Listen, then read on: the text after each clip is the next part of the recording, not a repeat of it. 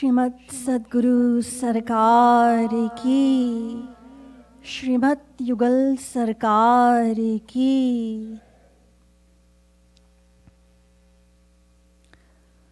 अज्ञान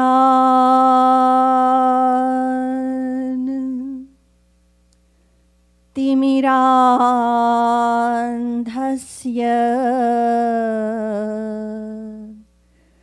ज्ञानाञ्जन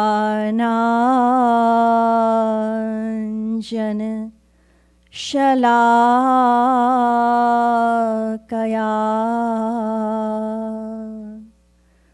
चक्षुरुन्मीलितं येन कृपालु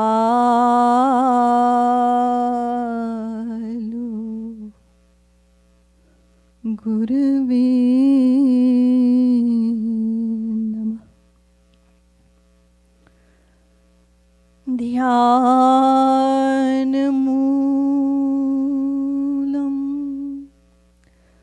गुरोर्मूर्तिः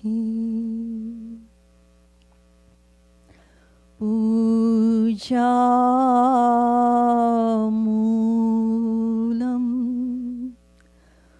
गुरोर्पदम्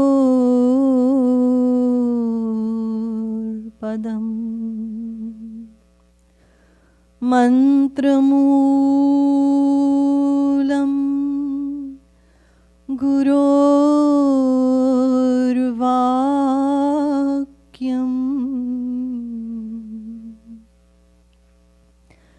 भक्तिमूलं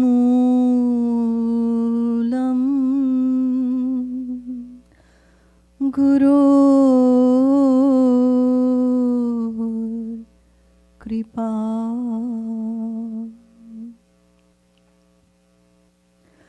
कस्तूरी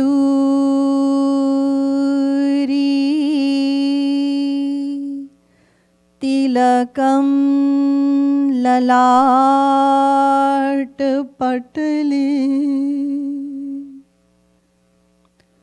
वक्षःस्थले कौस्तुभम्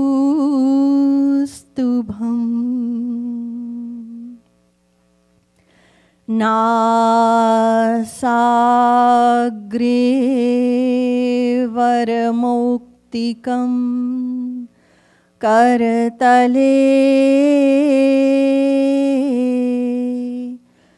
वेणुः करे कङ्कणम्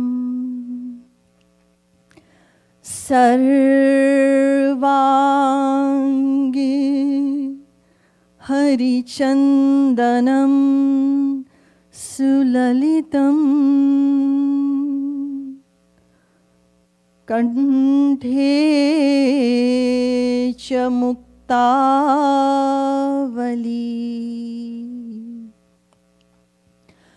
गोपस्त्री परिवेष्टितो विजयते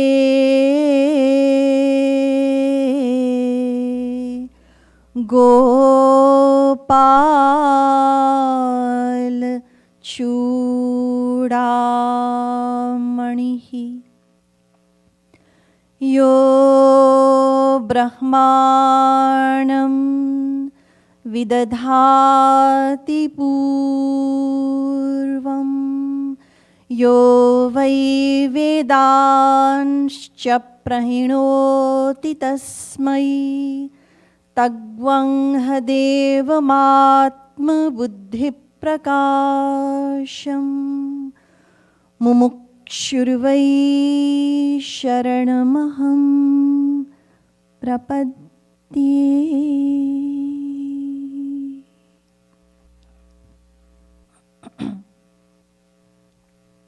We'll chant for a few minutes. भजो गिरिधर गोविंद गोपाला जो गिरिधर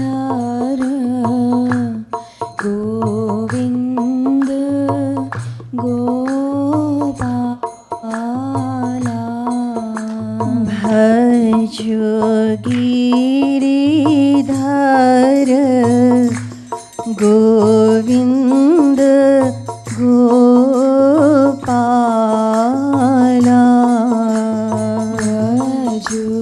गिरिधर गोविंद गोपाला भजो गिरिधर गोविंद गोपाला भजो गिरिधर गोविंद गोपाला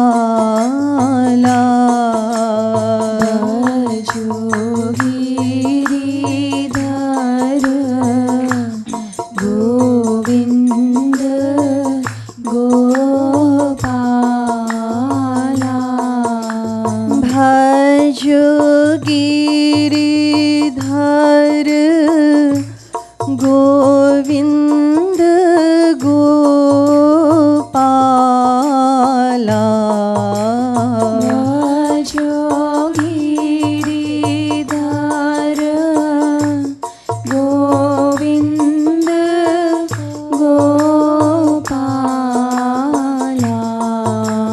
भजो गिरिधर गोविंद गोपाला भजो गिरिधर गोविंद गोपाला भजो गिरिधर गोविंद गोपाला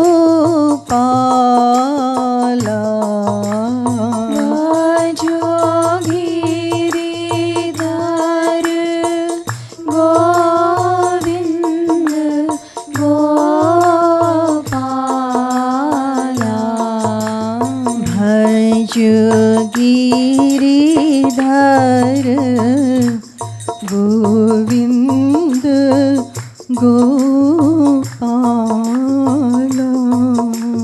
भजो गिरिधर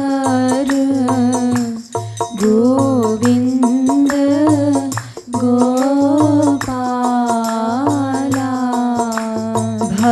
भजो गिरिधर गोविंद गोपाला भजो गिरिधर गोविंद गोपाला भजो गिरिधर गोविंद गोपाला भजो गिरिधर गोविंद गोपाला। श्रीमद् सद्गुरु सरकार की, श्रीमद् युगल सरकार की जय।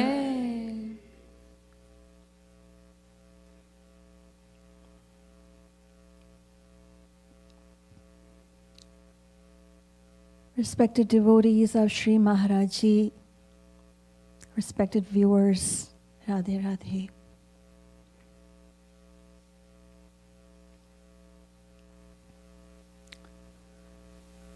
हे परम प्रियतम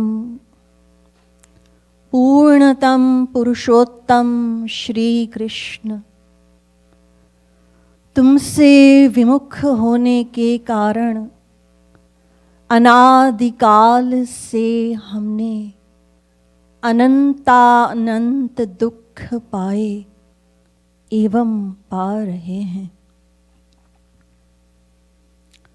The simple translation of this verse of the beginning prayer: O my dearest darling, the absolute supreme Shri Krishna, I have suffered to extremes in this world as I have ignored your grace. Let us try and understand the deeper meaning of these lines. There is a beautiful verse in the Bhagavatam.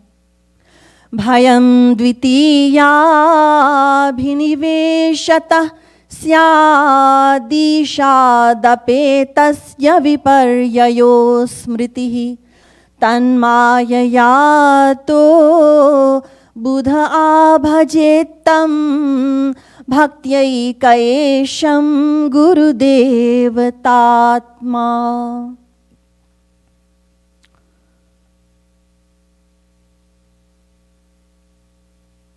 Since the individual soul turned away from his beloved God, Sri Krishna, vimukha is the word, means to turn away. To turn your face away from God. As a result of turning away from God, the soul became influenced by Maya. So this verse describes that when the soul will turn and face Sri Krishna, in other words, when the soul will become sanmukha, turn Godward with a full heart, wholeheartedly, then the individual soul will be liberated from the clutches of Maya, will transcend the limitations of Maya. The knot of ignorance will forever cease. It will break. And the soul will find its ultimate goal of divine love realization. Vedavyasji explicitly states in the Puranas, Das bhutamidam tasya jagat sthavar jangamam Shriman Narayana Swami Jagatam Prabhurishvara Dasa Bhuta Harereva Nanyasyaiva Kadachana Padma Purana. That as a fraction or Shakti, power, whatever its nature may be, the individual soul is an eternal fraction of God.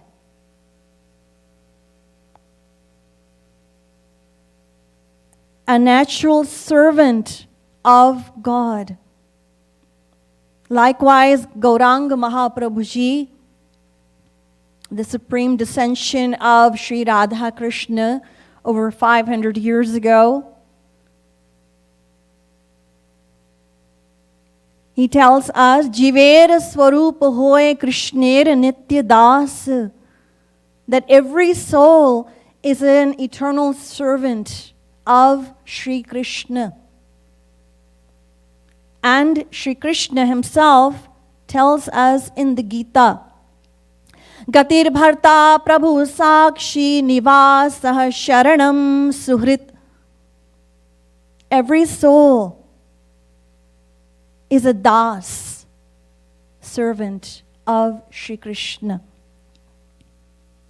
Just as the various parts of a tree, the roots and the branches and the leaves and the flowers, they serve the tree.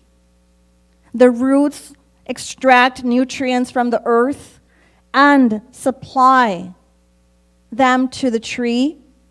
The leaves, etc., pull sunlight and air and serve the tree. In the same way, we, the individual soul, should also serve our anshi, Anshi means our whole. We are the fraction. Shri Krishna is we are the ansh, fraction, a part, a spark of divinity. God is our anshi. So it is our natural identity, if you will, to serve, seva, because we are His das. So this naturally leads to two essential questions. First, what is the nature of our relationship with God? We have to understand the answer to this scientifically. The second, what or who is responsible for the soul to turn away from Shri Krishna? What caused the soul to turn away?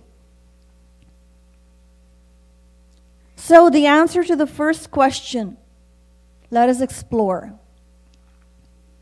Ved Shastra kahe sambandh abhidheya prayojan Krishna Krishna bhakti prem teen mahadhan. Sambandh, relationship. Abhidheya, how to establish that relationship. And prayojan, what is the purpose of that relationship? So for our purpose, we are going to look or explore the meaning of the word sambandha. Sam is the prefix and bandha is the root. So the meaning of the word sambandha is eternal bond. Eternal bond. Speaking of the mother, father, brother, son-in-law, brother-in-law, and all these whom we consider and call our relations. Now think, can the word sambandhi be truly used for parents, spouse, and children? And think whether or not this word sambandhi can be used for Shri Krishna and make a decision. Our closest relationship is with the parents. Mother is number one, father is number two. After that come the siblings.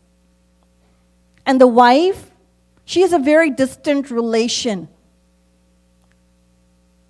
Where is she from? Who are her parents? You circle the sacred fire 7 times and she became your wife. So we form relationships in the world because we have something to gain from those people. Point number 1. Point number 2 is that there is no telling how long these people are going to stay with us. We see, we observe, we witness. Sometimes the child is born and the mother dies while giving birth. It happens thousands of times. The child could not even understand his relationship with the mother. 10 days later, the father died. So one thing is that the relationship with all these people is so uncertain that there is no guarantee for even 1 second. And let us suppose that all of these family members, mother, father, brother, and everyone, lived for and remained alive for 100 years. For 100 years. Nobody died in your family. Then what? These people will remain related to you for as long as their selfish motives are fulfilled. Otherwise, even brothers are known to kill brothers. So the relationships that we have with people in the world are, for one thing, they're temporary. And even if all these people lived for a long time, where will they go after they die? They will go to where their actions will take them. So the relationship comes to an end. It comes to an end. Yes. And for as long as the relationship did exist, the basis of that was selfishness, self-interest. That's what it was. The mother had pinned great hopes on her child, on her son, right from when he was a child, right from his childhood. My son will be very great, and he will serve me, and he will surpass even Shravan Kumar in obeying and serving his parents. Now, the same boy speaks abusive words to the parents. And some fall down so low as to even slap their parents. And still, those unfortunate parents, they are so attached to them and consider them as their own. This is even more surprising. Even more surprising. So, all of these relationships that we have in the world are temporary. In this life, we have a father. In our next birth, we will have a new father. And beyond that, perhaps a dog father and a cat father. Yes, we will have to have a father no matter what form or what body we reincarnate into. And over the course of our unlimited, infinite lives, we have had so many fathers and mothers and brothers, and as the scriptures describe, Katinam sutana lalita Kativaneha vadhura bhunjihi Kvanute kvanutascha vayam bhavasangah khalupantha sangamah. So, this world is a meeting place of fellow travelers.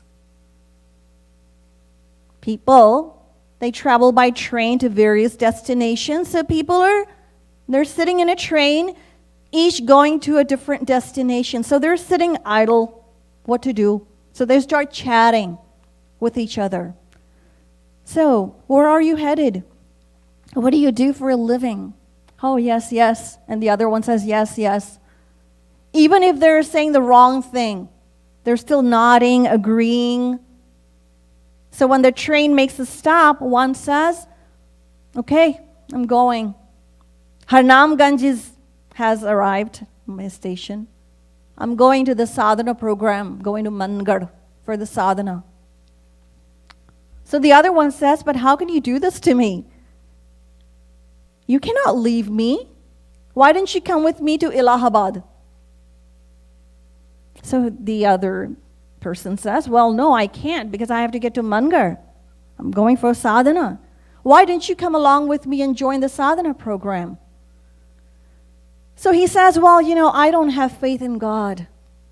So he says, well, I don't have faith in Allahabad. So the train makes a stop and the passenger gets off. And all of those loving conversations, they come to an end. This is exactly our situation in the world with our people, whom we consider ours, mother, father, brother, sister, and all of these people. After the Mahabharata war, Dhritarashtra, the father of the Kauravas, he was left alone. He was all by himself, alone. All his 100 sons had perished. They were all gone. So he asked Shri Krishna, what sin am I being punished for? What am I being punished for? Because even in the world, parents have 2 or 3 or 4 children, and at least one, if not all, remains alive until the parents turn old. But in my case, I lost all 100 sons. And why is that? He asked Sri Krishna. So Sri Krishna said that when you calculate sins, do not consider just one lifetime, because that is not the Hindu philosophy. No, it is not like that. You have lived for uncountable lifetimes, and you have performed uncountable actions and sins. Do you remember them? So Dhritarashtra, he remembered 4. His 4 lifetimes. So Sri Krishna said, what is 4 in light of infinity? So 4 minus infinity, what is that? Infinity. Infinity minus infinity, it is infinity. It's just like if somebody goes to the ocean and they take 4 drops out of the ocean and claim to have reduced the ocean by 4 drops, people will laugh at such a person. So, relationships in the world are temporary. Temporary. Yes. And meaning that they are only a bond. They're not eternal. They're not eternal relationships. They're just a bond. A temporary bond based on self-interest. And for as long as that relationship is intact, 2 months, 4 months, 10 months, 2 years, or however long, there's constant rifts and quarrels. What kind of relationship is this? What kind of relationship is this? Starts out real strong in the morning, and then in the afternoon, things turn upside down. And then the name-calling starts. Yes. And the biggest thing is that the person whom we believe is our relative, because we wish our selfish interests or motives to be fulfilled, well, they feel the same toward us. And yet, both say to each other, oh, I want this for you, and the other says, well, I want that for you. But the reality is quite the opposite. They're only thinking for themselves. Love in this world, it is self-centered. It is self-absorbed. We cannot think beyond our happiness. That is just human nature. Because we have not received perfect love, perfect happiness, so we cannot think beyond our own. Whatever is our own, that is it. We cannot think beyond. So, these relationships are a mere show, external show. Yes. And the world is propelling, it's moving on the basis of acting, etiquette. Because if the reality were to come out, the entire world would collide and crash within 24 hours. Yes, that is what will happen. So, let us try to understand the sequence of worldly relationships in layman's language. You have a relationship with your neighbor. Still closer is your relationship if you have a servant in the house. Still closer, your friends. Closer than your friends, parents and children. Still closer is a relationship of husband or wife. But the closest and most intimate relationship we have as individuals is with our body. Our body. Yes. Our body will never act against us because it is our own. We may look at somebody and feel critical toward them and judge them. Oh, she's very tall, he's very tall, she's very short, he's very short, he's dark, she's dark. But when we look at ourselves, we think, wow, look at me. How great I look. How beautiful I am. I know God is most beautiful. He's number one, but I'm certainly number two. So we feel ecstatic when we look at our body. We're so attached to our body as individuals. And yet, our body will also leave us one day. When the time of death will come, our body will also leave us, depart. Our body will perish, rather. Yes, that is what will happen. Because our body was made in our mother's womb, it's made of the 5 structural elements: earth, water, fire, air, and space. And all of these elements will merge into their reason. So, earth will mix into earth, fire will mix into fire, water into water, air into air, and space into space. Everything comes full circle.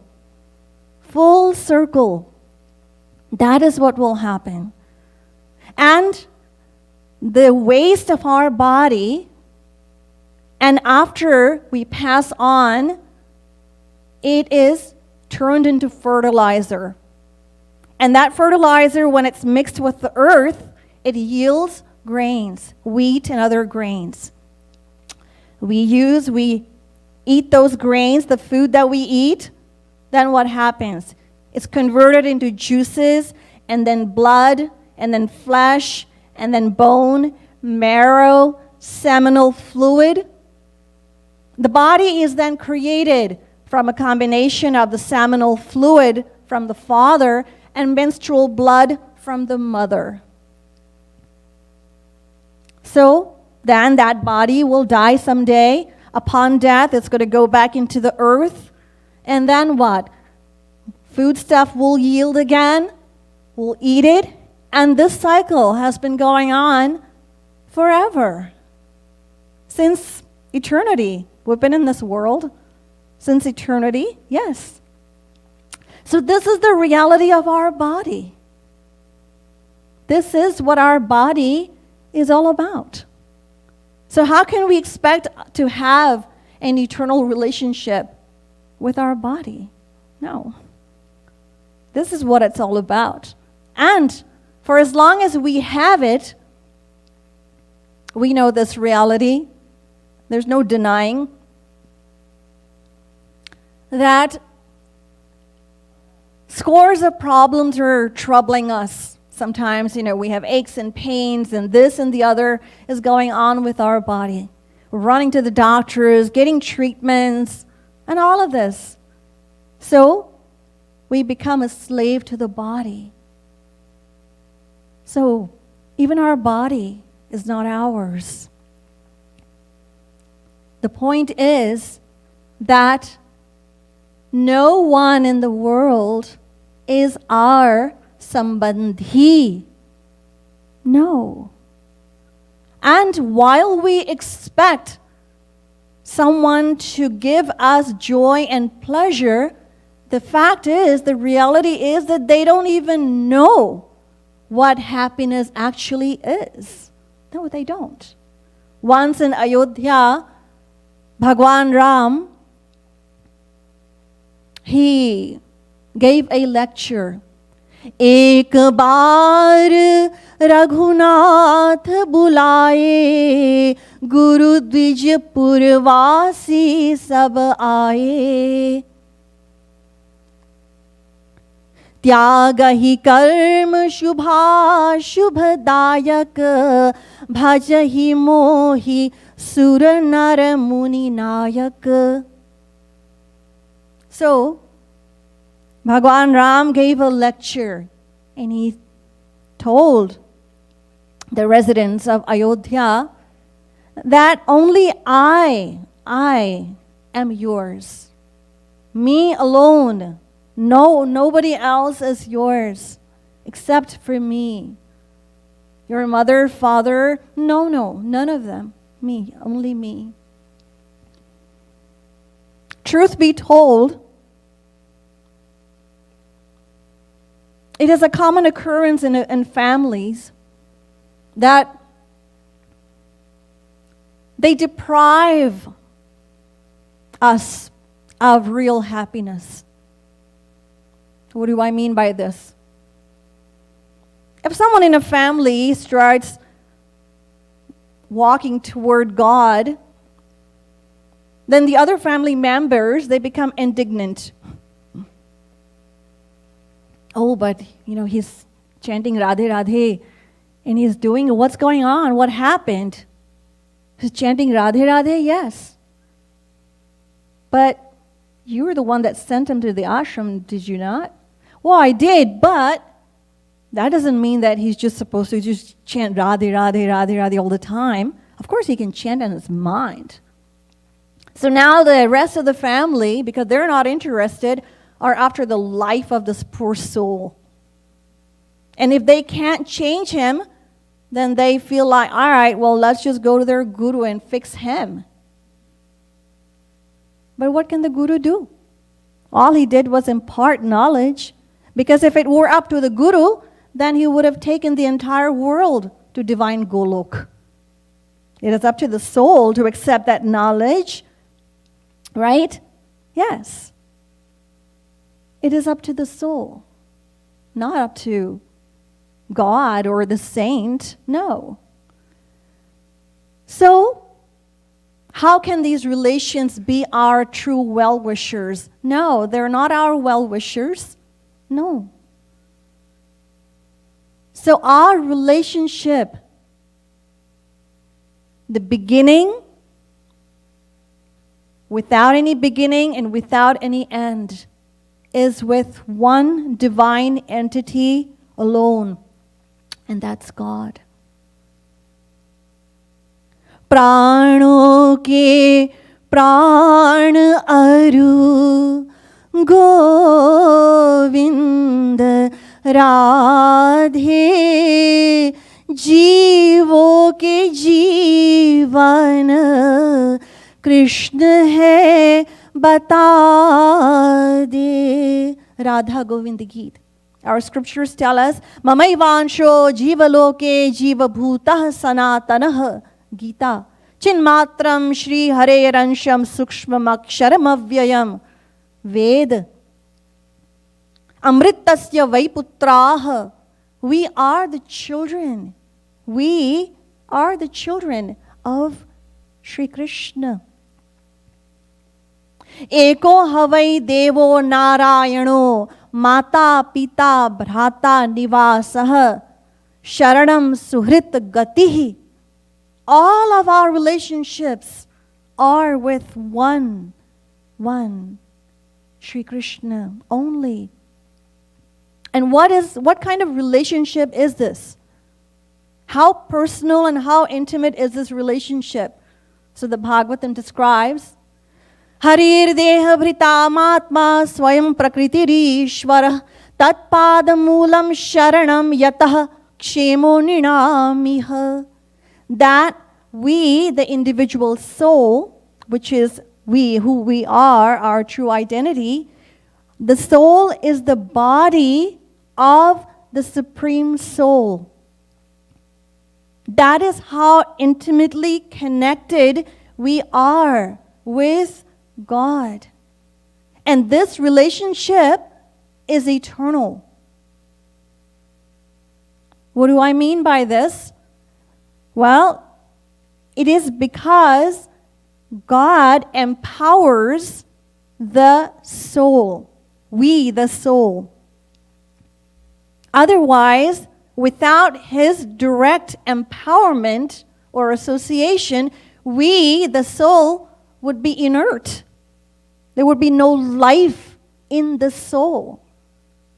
So that's why our scriptures tell us, Nityo nityanam chetanas chetananam meko bahunam nidadhati kaman. That God, Shri Krishna, our eternal relation, He has never left us. He cannot leave us for even a fraction of a second. In every life, in every form that we reincarnated into over the course of unlimited infinite lives, He never left us and He never will. This is what an eternal bond is. So, the answer to the first question, our relationship, the true nature of our relationship with Shri Krishna is that it is complete. It is sambandha. It is an eternal bond. The second question, what is responsible for us turning away from God? So the word antahakaran, we have heard, we even say it in this prayer. It consists of the mind, intellect, and our sanskars, impressions left on the mind due to activities of our past lives. So a combination of this is known as the antahakaran. And this antahakaran, according to the Gita, has two partitions, mind and the intellect, the desiring mind and the discriminating mind. The Sankhya Darshan says, Man buddhi ahankar. And Vedanta says, Man buddhi chitta ahankar. But the Gita tells us, Mayeva mana adhatsva mai buddhim nivesha mai arpitam mano buddhi. 2. So, how does the system work? What does the mind do? The mind, it grasps the objects of the senses, of sight, smell, sound, taste, and touch, with the help of the senses. Without the mind, the senses are useless. They cannot do anything. So the mind grasps the external objects with the help of the senses. And then, what does it do? It analyzes it. The work of the mind begins, it analyzes it. Is this person a female or a male? Should I look upon them with love, hatred, or indifference? Will my self-interest be harmed or served? In this way, the mind analyzes. And then it relays the information to the discriminating mind, which is the intellect. So the intellect says, this person is no one to you, move on. When we go to the market, we see a lot of people. But the intellect keeps telling us, just keep moving, this person's no one to you, you don't know that person's a stranger, so we keep moving through the crowd. And as soon as we find someone, or we spot somebody that we know that's familiar to us, then we immediately stop and acknowledge them and talk to them and chat with them. Now, how does this happen? It happens because the intellect tells the mind that this person is dear to you. So talk to them. So then the mind in turn tells the senses, smile, talk, frown. This is what happens. So the work of the mind takes place twice.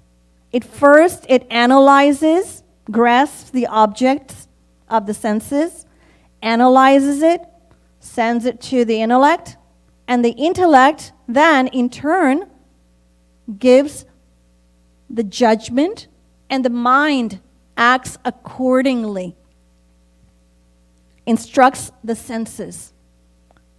So what is the implication of this? The implication of this is that someone who is wise Am I losing you all? You're paying attention. Radhe Radhe. Okay. So, the implication of this is that someone who is wise sees the objects of the senses, but the intellect and sends that information to the intellect. But the intellect being firm in the knowledge given by the Guru, the intellect passes a judgment and says, no, this thing is not mine. It cannot give me the fulfillment I desire. No. So the intellect tells his mind to not direct the senses there. And the mind does not object, nor do the senses. Why? Because they are mere servants. They are mere servants. They have no objection. Just like if you instruct a horse to take a particular path, it does so. If the driver of a car turns the wheel down a certain road, they don't object, because their job is to move irrespective of the directions. So everything depends on the decision of the intellect, is what I'm saying. On the decision of the intellect. And that is why we need the power of discrimination. And without discrimination, our common sense of infinite lives tells us that the world is ours. We are witness to people who are running after the world, even in old age, even after retirement. If somebody doesn't have a wife or children, then they serve somebody's wife and somebody's children. Some people adopt children and spend years raising their adopted child. Yes. So in this way, we willingly bring about the tension and anxiety and frustrations that accompany material attachments. We do not make an attempt to get out of this mess. No. No, we don't. In the words of Sri Maharaji, I tell people that, now your son is old enough and he's earning.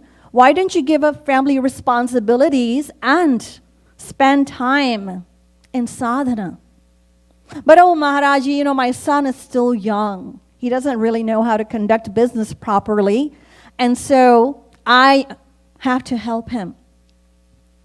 So Maharaji says, well, you think your son is going to grow up to be your father? No. He's always going to be your child. When are you going to do it if not now? When are you going to devote and dedicate your life to spirituality if not now? Well, Maharaji, what you're saying is correct. It is so true. But this intellect, it goes by the practice of infinite lifetimes. This intellect, it goes by the practice. So such a person who does not have the refuge of a God-realized personality cannot enter the kingdom of God. No. It is only one who has surrendered to a saint. Such a person or such an aspirant has hope. Hope. So, we have to give our mind. Shri Krishna tells Arjuna in the Gita, Mayyeva mana adhatsva, Mayi buddhim niveshaya. Shri Krishna told Arjuna, give your mind to me. Arjuna said, all right, I'll give my mind to Shri Krishna and I'll keep the intellect. Because after all, the intellect is what's more important. And as soon as he had that thought, Shri Krishna said, he added, Mai buddhim, give the intellect also. Man de de, buddhi de de, Govinda Radhe यही है प्रपन्न परिभाषा बता दे. So Shri Krishna said, no, Arjun, give both your mind and your intellect. So when you'll give both, in other words, when you will part with everything you have in the form of mind and intellect, then you will have to act according to the person you have surrendered, right? And if that person or that personality is divine, they will take you on the right path. But if you fall victim, fall prey to a gambler or an alcoholic or somebody like that, then what will happen? And you surrender your intellect to them, then they'll take you into the deepest trench of misery. That is what they will do.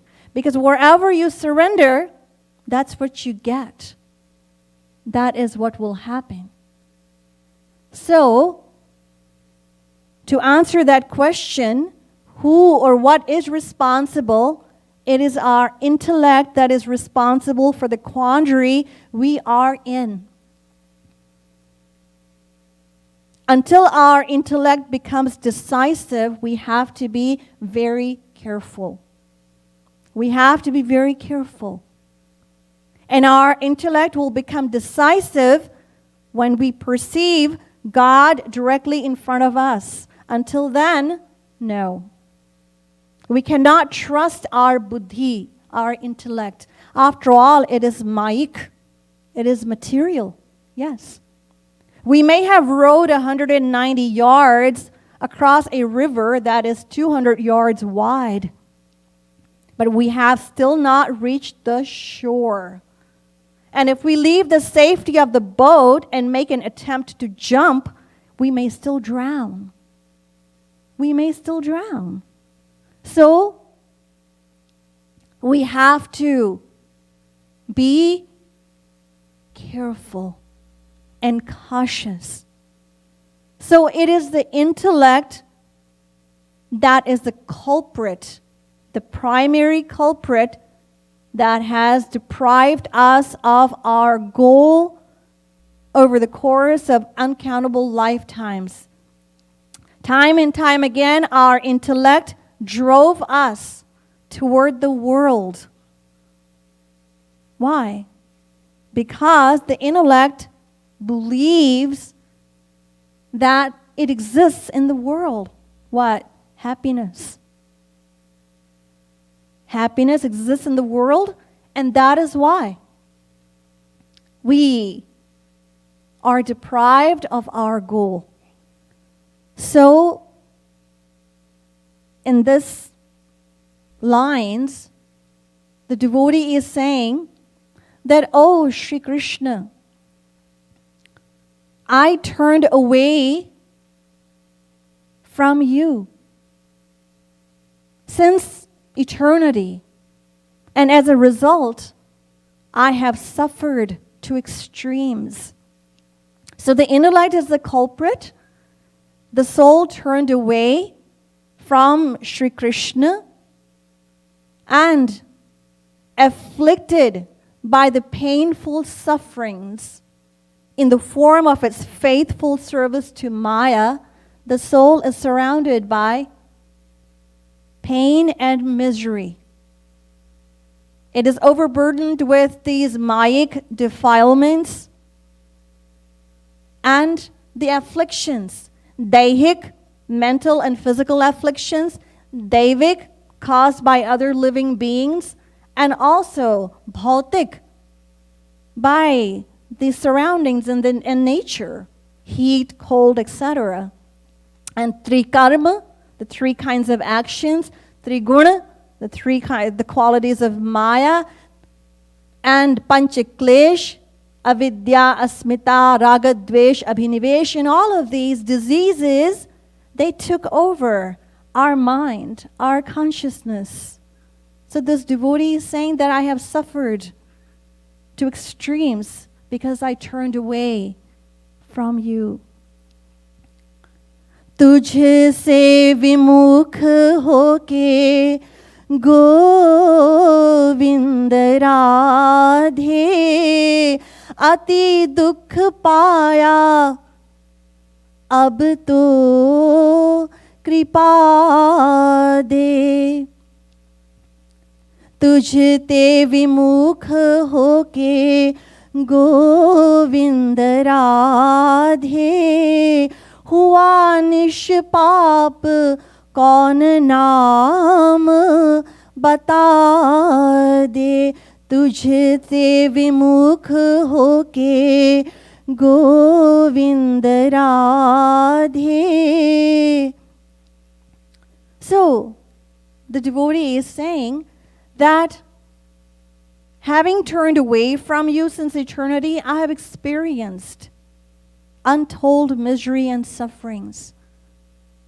And is there anyone, please give me the name, tell me the name of the person who has remained free of sins after turning away from you.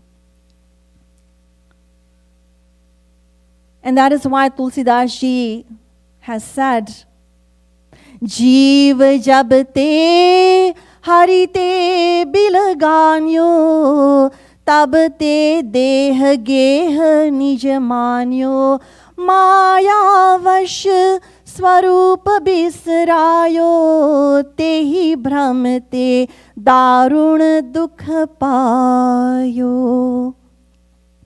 So Tulsidas Ji says that, O Shri Krishna, I have been wandering endlessly in this world in ignorance. It was your causeless grace that bestowed me or endowed me with this human body.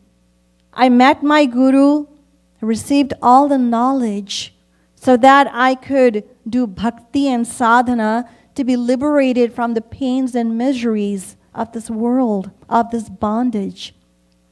But still, my mind is so obstinate, it is so stubborn that it doesn't come to you, doesn't remember you. So this is the explanation of this line. He Param Priyatam, Purnatam Purushottam Shri Krishna, तुमसे विमुख होने के कारण अनादिकाल से हमने अनंतानंत दुख पाए एवं पा रहे हैं.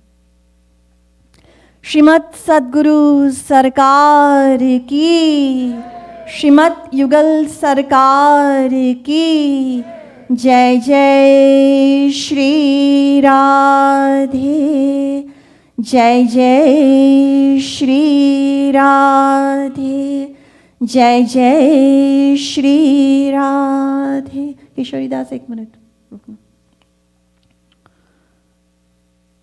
So I just wanted to, just as clarification, although I do expect that you understand the knowledge, the philosophy, but just as clarification, the implication of the answer that I gave to the very first question about the nature of our relationship with God, and I explained relationships in the world and the selfish nature of worldly relationships, the implication is not that when you go back to your room tonight, or you call your spouse if they're not here, that you pick a fight with them. Or you pick an argument with them and you say, you know what? I had an inkling, and today it is confirmed. You are selfish. And guess what? I'm filing a divorce. No, please don't. That is not the implication. That is not. The implication is not that. Divine knowledge is not something that we use against anyone in our life. No. It is a tool we have been given by our Guru, and this tool we utilize to safeguard our devotional experiences, our devotion, our sadhana, to protect. So what I mean by that is that we retain this understanding within us. Always be cautious and be aware. We have that awareness and understanding. We keep that within us and while we interact with everybody in the world. Because even though we may feel that someone is selfish, and we may realize it, but so are we. Everybody is.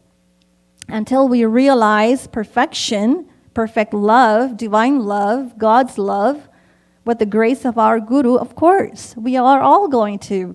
That's human nature. So knowledge is not to be misinterpreted in this way. No.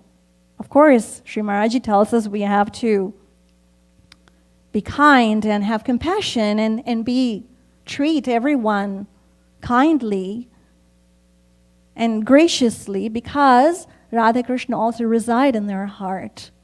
But at the same time, we retain this understanding that this is how it is, so that we may be inspired to propel, to go, and to strengthen our relationship and strive for our goal of divine love realization. So that was the implication of the answer to that question.